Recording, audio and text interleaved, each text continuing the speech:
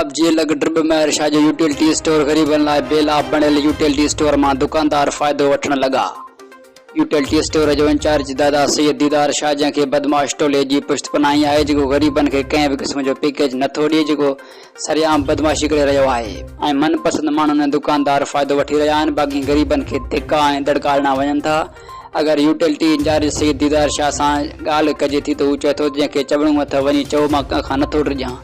चवे थो मां मथे ऑफिसरनि खे हुन जो हिसो पहुचाईंदो रहां थो। कंहिं बि ऑफिसर खे ताक़त न आहे जो मुंहिंजो नालो वठे।